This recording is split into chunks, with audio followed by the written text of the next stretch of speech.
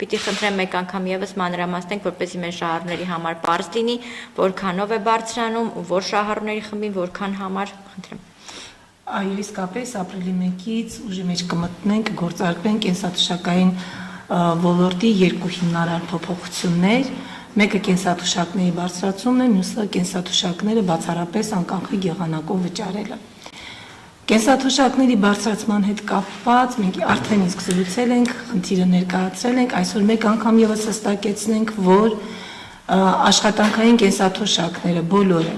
բարձրանալու են առնվազն 10,000 դրամով, անկախ ստաժից, սովորաբար կենսաթշակի չափի, այսինքն կենսաթշակի չափը ձևավորվում է նաև ստաժի հաշվառմամբ, բայց քանի որ ավելացել է հիմնական կենսաթշակը եւ նվազագույն կենսաթշակը, սա նշանակում է, որ անկախ ստաժից կենսաթշակի չափերը ավելանալու են։ Ու քանի որ այս ընթացքում հարցեր եղել են, դարձյալ հստակեցնեմ, 10 տարվա ստաժի, 50 տարվա ստաժի պարագայում միևնույն է, կենսաթշակի մարտ ամսվա կենսաթշակի չափին ավելանալու է եւս 10,000 դրամ։ Ընդ որում ասում եմ առնվազն 10,000 դրամ, որովհետև աշխատանքային կենսաթշակի առանձին տեսակներ կավելանան մի փոքր ավելին։ Մասնավորապես այն դեպքում, երբ անձը ստանում է հաշմանդամության խոր աստիճանի սահմանափակումով աշխատանքային կենսաթշակ, կենսաթշակի չափը կավելանա 14,000 դրամով։ Եթե հաշմանդամությունը սահմանված է խորը աստիճանի սահմանափակում, ծանր ներողություն, խորի դեպքում 14,000 դրամով, իսկ ծանրի դեպքում 12,000 դրամով։ 50,000 դրամով կավելանան երկկողմանից նողազուրկ երեխաների կերակրողին կորցնելու դեպքում աշխատանքային կենսաթշակները։ Այսքան աշխատանքային կենսաթշակների մասով։ Կավելանան նաև զինվորական կենսաթշակները։ Այս դեպքում չեն կարող ասել հաստատապես բոլորին առնվազն, որովհետև ճիշտ է զինվորական կենսաթշակի դեպքում եւս ավելացել է զինվորական կենսաթշակը հաշվարկելու համար հիմնական կենսաթշակի չափը։ Սակայն այստեղ քանի որ հաշվարկման բանաձևը կենսաթշակի այլ է, կապ կունենա թե ինչ պաշտոնից է զինծառայողն անցել կենսաթշակի։ Եվ ըստ դրա այնտեղ չափերը տարբեր չափով կավելանան։ Միջինը կավելանա միջինը 8,500 դրամով։ Այս միջին բառի վրա խնդրում եմ ուշադրություն հրավիրենք, որ հասկանալի լինի, որ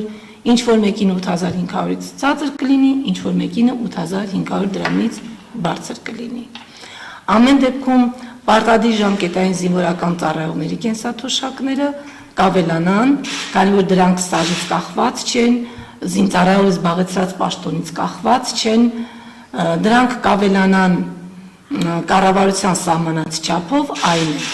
10,000 դրամ, հաշմանդամության սահմանված խմբերի դեպքում 12,000 դրամ եւ 14,000 դրամ, ինչպես աշխատանքային կենսաթշակներին է։ Իսկ նրանք, ում կենսաթշակը հաշվարկվում է կախված զբաղեցրած պաշտոնից եւ զինծառայության ստաժից, արդեն նշեցի կավելանա տարբեր չափով։ Իսկ կարող եք նշել թվեր, թե ընդհանուր առմամբ կենսաթշակառուների թիվը որքան է կազմում եւ նրանցից քանիսի պարագայում է կոնկրետ 10,000 դրամով ավելանալու։